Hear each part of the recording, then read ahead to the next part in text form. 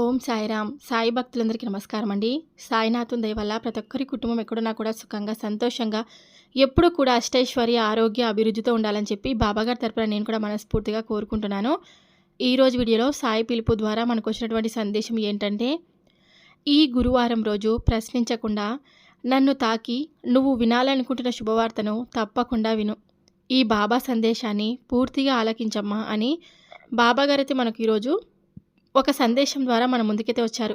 ఇలాంటి సందేశాన్ని బాబాగారు మనతో ఎందుకు అందించాలనుకుంటున్నారు, ఆయన చెప్పినటువంటి సందేశంలో ఎలాంటి అర్థం ఉంది అనేది మనం ఆయన మాటల ద్వారానే తెలుసుకుందాం. వీడియో మొదలుపెట్టే ముందు ప్రతి ఒక్కరికి ఒక చిన్న రిక్వెస్ట్ అండి.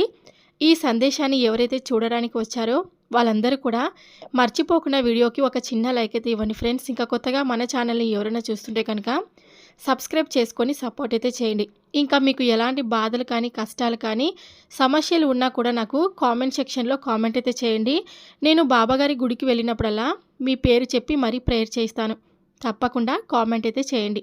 ఇప్పుడు బాబాగారి సందేశాన్ని వినే కన్నా ముందు చాలామంది నన్ను అడుగుతున్నారండి, మీకు తెలిసిన ఒక మంచి గురువుగారి నెంబర్ చెప్పండి, మాకు ఎన్నో సమస్యలు ఉన్నాయని. షిరిడి సాయిబాబా ఆశీస్సులతో జ్యోతిషం చెప్తారండి ఈ గురువుగారు. ఉన్నది ఉన్నట్లుగా మన జీవితంలో మనం ఎలాంటి సమస్యను ఎదుర్కొంటున్నామో వాటన్నిటికీ ఒక చక్కటి పరిష్కారం అనేది లభిస్తుందన్నమాట. వారి నెంబర్ వచ్చేసి 7780246131.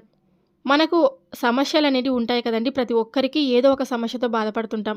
సంతానం ఆలస్యం కావడం, వివాహం ఆలస్యం కావడం, ఇంకా మానసిక సమస్యలు, అనారోగ్య సమస్యలు, ఆర్థిక బాధలు, అప్పుల బాధలు, కుటుంబ కలహాలు, భార్యాభర్తల మధ్య గొడవలు, ఎంత చదివినా గుర్తుండకపోవడం, ఇలా ఒక్కొక్కరికి ఒక సమస్య అనేది ఉంటుంది. మీకు ఎలాంటి సమస్యలు ఉన్నా సరే ఇక్కడ స్క్రీన్ పైన నెంబర్ కనిపిస్తుంది కదా, ఈ నెంబర్కు గురువు గారికి కాల్ చేయండి. మీ సమస్యను ఉన్నది ఉన్నట్లుగా చెప్పుకోండి. పూజల రూపంలో కానీ, పరిహారాల రూపంలో కానీ సమస్యకు తగినటువంటి పరిష్కారం తప్పకుండా లభిస్తుంది.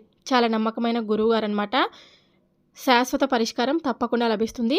ఒకసారి మీరు ప్రయత్నం చేసి చూడండి. ఇప్పుడు బాబాగారి సందేశాన్ని విందామా మరి. ఈ గురువారం రోజున ఈ సాయి రూపాన్ని చూడగానే నన్ను తాకు. నీ మనసులో ఉన్నటువంటి అభిలాషను తప్పకుండా నేను నెరవేర్చబోతున్నాను. వినేందుకు నువ్వు సిద్ధంగా ఉన్నావని అనుకుంటున్నాను. ఇక ఆలస్యం చేయకుండా ఈ సాయి మాటను వినేందుకు నువ్వు సిద్ధమే కదూ. దిక్కుతోచని పరిస్థితిలో ఏం చేయాలో అర్థం కాక నువ్వు ఉన్నావని నేను అర్థం చేసుకుంటున్నాను. ఇక నా వల్ల కాదు బాబా, నీ పరీక్షలకు నేను ఓడిపోయాను. నన్ను ఎన్ని పరీక్షలు పెడుతున్నావో చెప్పు. అసలు ఇక భరించే ఓపిక కానీ, తట్టుకునే శక్తి కానీ ఈ రెండు నాలో లేవు. బాబా, నాపై కాస్తైనా దయచూపు.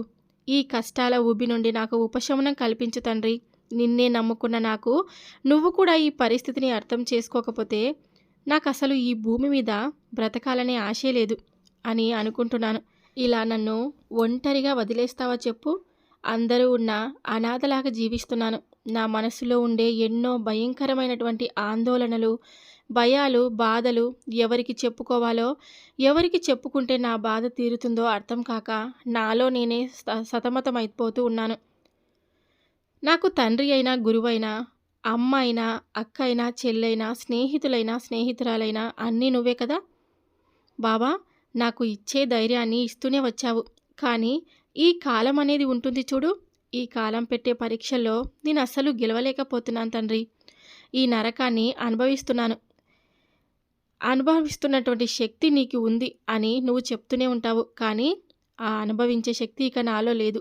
నేను ఈ కష్టాల నుండి బయటపడి నాకంటూ కొద్ది మంచి రోజుల కోసం నేను ఎదురు చూస్తూ ఉన్నాను. మరి ఇంకా నాపై ఎందుకు నీకు జాలి కలగడం లేదు? ఎదిరించే శక్తి మీరు చేసే పనులపై ఆధారపడి ఉంటుందమ్మా. మంచి పనులు చేస్తే నీ విధిరాత ఎలా ఉన్నా ఏదో ఒకరోజు నీకు అంతా మంచే జరుగుతుంది. కాకపోతే ఆలస్యం అనేది జరిగినప్పుడు కూడా నీకు అంతా మంచే జరుగుతుంది. వారికి ఏదైనా సరే ఏదో ఒకరోజు మంచి జరుగుతుంది. అందుకే వేరే రాత కంటే కర్మఫలం చాలా గొప్పది. ఇన్ని రోజులు ఎంతో సంతోషంగా నీ బంధంతో కలిసిమెలిసి ఉన్నావు. ప్రతి పనిలోనూ అతని వెనక అండగా, తోడుగా నీ బాధ్యతను నువ్వు చాలా గొప్పగా నిర్వర్తించావు. కానీ కొన్ని అనుమానాల వలన మీ జీవితాన్ని కోల్పోయిన పరిస్థితిని చేతులారా నువ్వే తెచ్చుకున్నావు. గుర్తుంచుకోండి, తొందరపడి ఎప్పుడూ కూడా ఎవరిని పూర్తిగా అర్థం చేసుకోకుండా, తెలుసుకోకుండా అసలు నిందించవద్దు.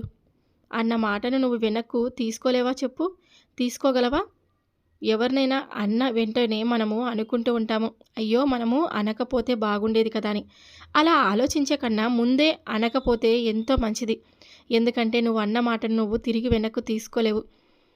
అన్నవారికన్నా పడిన వారికే చాలా బాధగా ఉంటుంది. వాళ్ళు ఎప్పటికీ కూడా ఆ బాధను, ఆ మాటలను మర్చిపోలేరు. కాబట్టి మనం ఆచితూచి మాట్లాడాలని ఎప్పుడూ కూడా చెప్తూ ఉంటాను.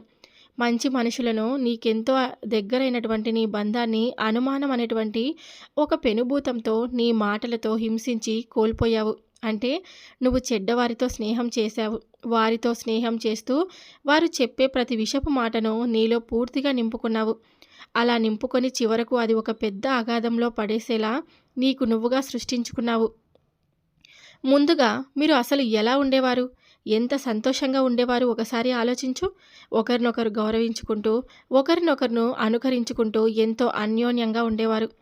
గుర్తు చేసుకో. నీకంటే అసలు వారి గురించి ఎవరికి తెలుసు? ఎవరికి తెలియదు కదా! అలా ఉండటం చాలా మంచిది. అంతేకాని తెలిసి తెలియనటువంటి ఆలోచనతో ఎవరో చెప్పినటువంటి మాటలు నమ్మావు. అలా నమ్మి నీ జీవితాన్ని నువ్వు చేతులారా నాశనం చేసుకున్నావు. అంధాకారం చేసుకున్నావు. అలా చేసుకోవడంలో నీలో నాకు కేవలం అమాయకత్వమే, అజ్ఞానమే కనిపిస్తూ ఉన్నాయి. నీ మాటలతో కానీ, నీ ప్రవర్తనతో కానీ అసలు ఎప్పుడు కూడా బాధ పెట్టింది లేదు. అలా నువ్వు అసలు ప్రవర్తించింది కూడా లేదు. కానీ అది ఎప్పటి నుండి మొదలైంది? నీకు నువ్వు ఆలోచించుకో. నేను నీలో అంతకు ముందులా ఉండేటువంటి ఒక మంచి మనసున్నటువంటి, మృదువైనటువంటి మనిషిని చూడాలని అనుకుంటున్నాను. ఎత్తడానికి కూడా వీలు లేనంత బరువైనటువంటి రాళ్ళను నీ హృదయంలో ఉన్నాయని నాకు తెలుసు. ఏ బాధనైతే నువ్వు అనుభవిస్తున్నావో అది అందరికీ కూడా తెలియకపోయినా నువ్వు అన్నావు చూడు, నీ తండ్రిని, బాబాను తెలియకుండా ఉంటుందా చెప్పు? ఎవరో చెప్పినటువంటి చెడు మాటలను వినడం వలన ఎంత నష్టం జరిగిందో, జీవితంలో నువ్వు ఏం కోల్పోయావో ఇప్పటికైనా నీకు అర్థమైందని అనుకుంటున్నాను. ఏమిటి చెప్పినవారు కానీ, లేదంటే అలానే సంతోషంగా నిన్ను, నీ బంధాన్ని విడదీసిన వారు కానీ, ఏ జీవితాన్ని మీ ఆనందమే మరలా నీకు మునుపటి సంతోషాన్ని తెచ్చుకోగలరా? నీ బంధాన్ని నీకు దగ్గర ఎలా చేయగలరు? అలాంటి వారి మాటలు వినడం వలన ఎంత ప్రమాదం జరిగిందో ఇప్పుడైనా చూసావా? ఆలోచించావు కదా ఇప్పటికైనా? అలా అసలు పరిష్కారమే లేనటువంటి గొడవల నుండి మీ సంతోషాలను, మిమ్మల్ని చూసి మీ మనసును కష్టపెట్టుకునేలా ఉండేటువంటి విషయాలు మీరు ఎంత దూరంగా ఉండగలిగితే మీకు అంత మంచిది. ఇప్పటికైనా సరే నీ తప్పు నువ్వు తెలుసుకున్నావు. సంతోషంగా, అలాగే ముందు వారు వచ్చి మాట్లాడాలి అనేటువంటి స్వార్థపూరితమైన ఆలోచనను ఏదైనా నీ మనసులో ఉంటే అది కూడా ఇప్పటికీ విడిచిపెట్టు. చూడు, నువ్వు వారిని కోల్పోయావు. వారు కూడా నిన్ను కోల్పోయి వారంతా బాధను నరకని అనుభవిస్తున్నారో నాకు తెలుసు. నీ పట్ల అంతే ప్రేమ, గౌరవం, అనురాగ భావంతో గంపెడంత ప్రేమతో ఎదురు చూస్తున్నారు. మీ ప్రేమ ఇప్పటి నుండి పిలుపు కోసం మరింతగా పరితపిస్తున్నారు. ఈ చిన్న జీవితంలో నీకున్నటువంటి అమూల్యమైనటువంటి సంతోషాలను కేవలం అనుమానం అనేటువంటి ఒక పెనుభూతాన్ని చేర్చి మీ జీవితాన్ని మీకు మీరుగా తలకిందులుగా చేసుకుంటున్నారు. ఏ విధంగా అయితే గోదావరి నది తనను చేరినటువంటి వర్షపు జలాలను సముద్రానికి చేరుస్తుందో, అదేవిధంగా నేను నా భక్తుల యొక్క ప్రతి కష్టాల్లోనూ తప్పకుండా సహకరిస్తాను. వారి ప్రార్థనలను, పూజలను అన్నిటినీ నా భగవంతుడికి చేరేటువంటి బాధ్యత నేను స్వీకరించాను. కాబట్టి ఈ అనుమానం అనేటువంటి పెనుభూతాన్ని మీ జీవితంలోకి ఎట్టి పరిస్థితుల్లోనూ చేరనివ్వకండి. అలాగే మీ చుట్టూ ఉన్నవారు చెప్పేటువంటి మాటలను అన్నిటినీ కూడా గుడ్డిగా నమ్మేయకండి. అసలు వారెవరు? మీ జీవితంలోకి వచ్చి మీకు లేనిపోయినటువంటి విషయాలను చెప్తే మీరు నమ్మేస్తారా? ఏది మంచి, ఏది చెడు అనేటువంటి ఆలోచించే జ్ఞానాన్ని భగవంతుడు మీకు అసలు ప్రసాదించలేదని అనుకుంటున్నారా? మీకు ఎంతో తెలివితేటలను, జ్ఞానాన్ని ఆయన ప్రసాదించే ఉంటాడు కదా! దాని గురించి పూర్తిగా తెలుసుకోవాలి.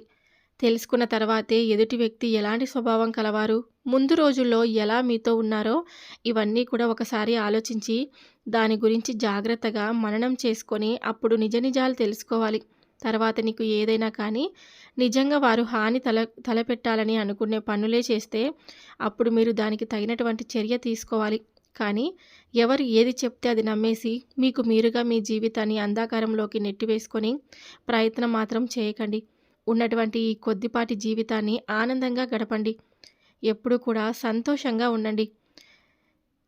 ఎప్పుడు ఏది బాబాకు ఇవ్వాలో అప్పుడు ఈ బాబా ఖచ్చితంగా మీకు ఇచ్చే తీరుతాడు. నువ్వు ఏ పని చేసినా అది విజయం పొందేలా నీతో ప్రయత్నం చేయిస్తుంది. ఎవరు? ఈ సాయి కదా! మరి అంతగా నీతో ఉండేటువంటి నాకు మరి ఈ బాధలు, కష్టాలు ఎందుకొస్తాయి బాబా? మరి ఒకవేళ ఈ బాధలు, కష్టాలు నా చెంతకు వస్తున్నప్పుడు మరి నువ్వు చూస్తూ ఎందుకలా ఊరుకున్నావు? నేను నీతో ఉన్నంత మాత్రాన నువ్వు చేసినటువంటి కొన్ని కర్మలను నువ్వు అనుభవించకుండా వెళ్ళిపోతాయా చెప్పు? అవన్నీ కూడా నువ్వు అనుభవించాలి కదమ్మా! నేను నీతో ఉండేది ఎందుకో తెలుసా? నీ చెడు సమయంలో మీ సమయం అంటే నీకు బాగా బాధ కలిగి నాకంటూ ఎవరు లేరు, ఎవరు తోడు లేరు అనే ఆలోచన కానీ, ఎటువంటి తప్పుడు నిర్ణయాలు కానీ తీసుకోకుండా నిన్ను రక్షించేది మరెవరో కాదు. నీవు నమ్ముకున్నటువంటి ఈ సాయి మరి. నువ్వు మాత్రం నన్ను అర్థం చేసుకోకుండా కష్టాల నుండి నీ సమస్యల నుండి విముక్తి కలిగించడం లేదని, నీకు అవసరమైనవన్నీ కూడా సమకూర్చడం లేదని బాధపడుతూ ఈ విధంగా ఆలోచిస్తూ ఉండడం మంచిది కాదు. అసలు ఇంత కష్టకాలంలో కూడా నువ్వు ఈ రోజు వరకు ఎంత ధైర్యంగా నిలబడ్డావంటే అందుకు నా నుండి నీకు ఎన్నో సహకారాలు లభించాయని కాదంటావా? నువ్వు ఒకసారి ఆలోచించు. ఆ విషయం నీకు ఏదో ఒకరోజు తప్పకుండా గుర్తొస్తుంది. నీకున్నటువంటి ఎన్నో సమస్యల్లో ఈ పాటికి నువ్వు చిందరవందరగా చిక్కుకొని నరకయాతనకు గురయ్యేవాడివి.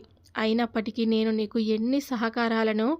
ఎన్నో సహాయాలను అందించి ఏ ప్రయోజనం కేవలం నీ సహాయాన్ని నువ్వు పొందినప్పుడు మాత్రమే నాపై నా బాబా నాకు సహాయం అందించాడని అనుకుంటారు. తర్వాత మరలా ఏదైనా సమస్య కానీ లేదంటే ఏదైనా చిన్నపాటి కష్టం వల్ల ఏమీ ఆలోచన పెట్టుకోకుండా బాబా ఎందుకు ఇలా చేస్తున్నావు? అసలు నువ్వున్నావా లేదా?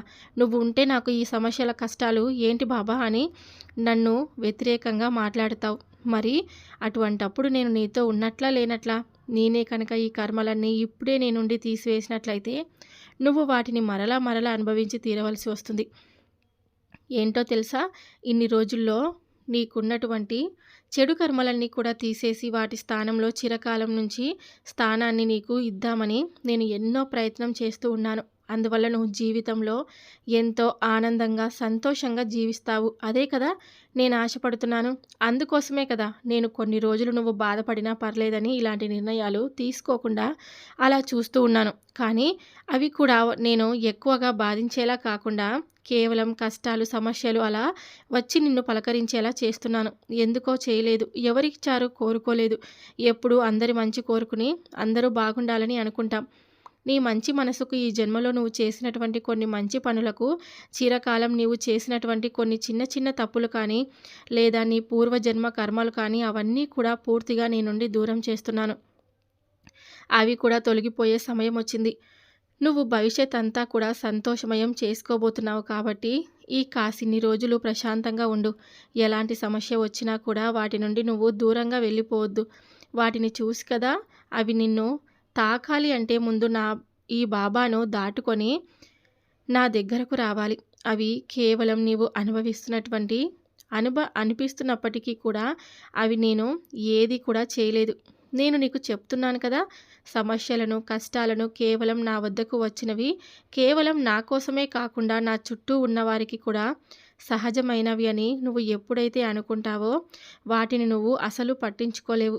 నువ్వు ఎప్పుడైతే ఆ సమస్యను పెద్దగా చూడటం మొదలు పెడతావో అది నేను ఇంకా ఇంకా బాధ పెట్టడానికి చూస్తుంది. కాబట్టి నిరంతరం చూస్తూ ఉండు. లేదా నీ ఇష్ట దైవాన్ని భగవంతుని యొక్క సన్నిధిలో గడుపుతూ ఉండడం ప్రతిరోజు కూడా నీ మనసుకు నచ్చేటువంటి సమస్యలు కానీ లేదా ఏదైనా కష్టం కానీ నీకు పెద్దగా ఇబ్బంది కలిగేలా చేయదు. అలా కాకుండా అలా కూర్చొని నువ్వు ఎక్కువగా ఆలోచిస్తూ అదే ధోరణిలో మునిగిపోయి ఉంటే ఆ కష్టం నిన్ను ఇంకా ఇంకా పదే పదే బాధ పెట్టాలని చూస్తుంది. ఇప్పటికే ఎక్కువగా ఆలోచిస్తూ ఉంటున్నావు. అసలు రాత్రులైతే కనీసం నిద్ర కూడా పోవడం లేదు. మీ ఆర్థిక పరిస్థితులు కావచ్చు లేదా మీ కుటుంబంలో ఎదురవుతున్నటువంటి ప్రస్తుత పరిస్థితులైనా కావచ్చు. వాటన్నిటినీ కూడా నేను బాగా నీకు ఆనందంగా ఉండే విధంగా చేయబోతున్నాను. నన్ను నమ్ము. నిన్ను చూస్తూ నీకు అసలు ఏ విధమైనటువంటి సమాధానం ఇవ్వాలో నాకు అసలు అర్థం కావడం లేదు. ఎప్పుడు కూడా మీ ఆరోగ్యాన్ని కూడా పాడు చేసుకోవడం అసలు మంచిది కాదు. ఏదైనా కానీ ఒక పని చేస్తేనే కదా అందులో విజయం వర్తిస్తుందా లేదా అనేది తెలిసేది. ఒకవేళ విజయం వరిస్తే నీకు సంతోషం కలుగుతుంది. మరలా మరలా జీవితంలో తప్పులు చేయకుండా ఉంటాం. కాబట్టి అపజయం ఎదురైనంత మాత్రాన నువ్వు ఓడిపోయినట్లయితే కాదు కదా! దానివల్ల నువ్వు ముందు ముందు రోజుల్లో ఇంకా మంచి విజయం సాధిస్తావని అర్థం. కాబట్టి రాబోయేటువంటి విజయం కోసం అది నీకు గొప్పగా ఉండాలి అని నువ్వు కలలు కంటే మాత్రం ముందు ఎదుర్కొనేటువంటి చిన్న చిన్న అవాంతరాలను, కొన్ని సహజమైనటువంటి బాధలను తప్పకుండా ఎదుర్కోవాలి. కొన్ని గుణపాఠాలను నేర్చుకోవాలి. అలాగే ఎంతోమంది విమర్శలను, అవమానాలను వీటన్నిటిని కూడా ఓపికగా భరించాలి. జీవితంలో ఎన్నో అంటే ఎన్నో కష్టాలు ఎదురైనా సరే, ఎంతమంది నిన్ను విమర్శించినా వీటన్నిటినీ కూడా సమానమైనటువంటి భావంతోనే ఉంటాం. ఎప్పుడూ కూడా కృంగిపోకు. ఈ చేసుకోవడంలో కానీ లేదా నేను చెప్పే మాటలను మీకు అర్థం అవ్వాలి అంటే మానవ మాతృలము కాస్త కష్టంగా ఉండవచ్చు. కానీ నేను మాత్రం నీకు అన్నీ రుజువు చేసినటువంటి అవసరం లేదు. ఎందుకంటే మీ బాబా మనసు ఏమిటో, ఏదైనా కానీ ఒక పని చేస్తే ముందు దానివల్ల ఎన్ని నష్టాలు కలుగుతాయో ఇవన్నీ కూడా ఆలోచించుకొని మరీ మీకు మంచి జీవితాన్ని ఇవ్వాలని అనుకుంటాడే తప్ప మీకు రాబోయే రోజుల్లో కష్టాలు ఎదుర్కొనేటువంటి జీవితాన్ని అసలు ఇవ్వడు. కాస్త ముందు రోజుల్లో మీకు కష్టం అనిపించేలా ఉన్నా సరే, అది ఏమాత్రం కేవలం కొన్ని కర్మ ఫలితాల వలన మీరు అనుభవించవలసినవి అయి ఉండవచ్చు. కానీ తర్వాత మాత్రం జీవితంలో మంచి ఆనందకరమైనటువంటి రోజులనే ఈ బాబా ఇస్తాడు. మీ సాయి లాంటి గొప్ప మనసున్న మనిషి మీకు దొరికాడు. కానీ నువ్వు మాత్రం వ్యతిరేకమైనటువంటి ఆలోచనతోనే మీ జీవితాన్ని గడుపుతున్నావు. అలాగే అపనమ్మకంతో ప్రతిరోజును ప్రారంభిస్తూ ఉన్నావు. నీ మనసు ఎవరి గురించి ఆలోచించవద్దు, దేని గురించి భయపడొద్దు. నీకు నువ్వుగా విజయం సాధించాలని నీ మనసులో ఒక లక్ష్యం పెట్టుకున్నావు. కాబట్టి దాని యందే శ్రద్ధ వహించు. దానికోసమే ప్రతినిత్యం ఆలోచనలు చేస్తూ ఉండు. ఎన్ని కష్ట నష్టాలు ఎదురైనా సరే ఓపిక, అలాగే ప్రతి ఒక్కటి కూడా నవ్వుతో స్వీకరించు. నీకు రావాలి అని ఉన్నా లేదా నీకు చెందాలని ఉన్నా కూడా ఏది ఎక్కడికి పోదు. తప్పకుండా నీ వద్దకు వచ్చేలా చేస్తాను. ప్రేమతో అందరినీ సాధించు అనుకుంటే మాత్రం అసలు ఇక జీవితంలో కూడా నువ్వు ఎవరి జోలికి వెళ్ళవద్దు. దాని జోలికి నువ్వు వెళ్ళకుండా, అలాగే ఎవరి గురించి ఎలాంటి ఆలోచనలు చేయకుండా వేరే ఏదైనా కానీ మీ మనసు మళ్లించేటువంటి ప్రయత్నం చేయి. ఏదైనా కానీ ఒక దాని గురించి ఆలోచించే చిరునవ్వుతోనే పక్కకు తప్పుకోవడం చాలా మంచిది. దాని గురించి పూర్తిగా మర్చిపోవడం కూడా మంచిదే. లేదా అది నీకు కావాలి అని అనుకుంటే మాత్రం తప్పకుండా దాని గురించి ఎంత దూరమైనా వెళ్ళు. దానికోసం ఎంత పోరాటం అయినా చేయి. దాని గురించి మంచి మంచి కొత్త కొత్త ఆలోచనలు చేస్తూ ఉండు. ఎవరైతే కించపరిచారో వారందరికీ కూడా నువ్వేంటో తెలియపరచడం, నీ వ్యక్తిత్వాన్ని నువ్వే దెబ్బ తీసుకునేలా నీకు నువ్వే నీ ఆరోగ్యాన్ని పాడు చేసుకుంటూ మాత్రం వారందరి ముందు అలా దుఃఖంతో ఉంటే మాత్రం వారికి నువ్వే నీ చేతులారా అవకాశం ఇచ్చినట్లుగా అవుతావు. పనిని మొదట దైవంగా భావించు. జీవితం అంతా కూడా సంతోషంగా అవుతుంది అన్నట్లుగా నిన్ను ఎగతాళి చేస్తూ చిరునవ్వులు చిందిస్తూ ఉండవచ్చు. గొప్పగా గౌరవంగా బ్రతుకుతున్నావు కదా, అది చాలా మేలు. అలాగే తప్పు చేసి కొందరు ముందు తలదించుకొని బ్రతకడం కంటే నీతిగా నలుగురికి ఆదర్శప్రాయంగా బ్రతుకుదాం. అది నిజంగా చాలా గొప్ప వరం. అవకాశం అనేది నీ చుట్టూ వచ్చి చేరుతుంది. వారి అవసరం తీరిపోయాక చూసావా, చేసినటువంటి మంచిని కూడా మర్చిపోయి నీకే కీడు తలపెట్టాలని నిన్ను కించపరుస్తూ ఆనందిస్తూ ఉన్న వారందరికీ కూడా చూస్తూ నాకు నవ్వొస్తుంది. ఎందుకంటే రాబోయే రోజుల్లో వారికి కాలం అనేది గొప్ప గుణపాఠం చెప్పబోతుంది. అసలు ఏమాత్రం కూడా కాలం అనేది సహించదు. అలాగే ధర్మం అనేది ఎవరైతే నీతిగా నిజాయితీగా ఉంటారో వారి పక్షానే ఉంటుంది.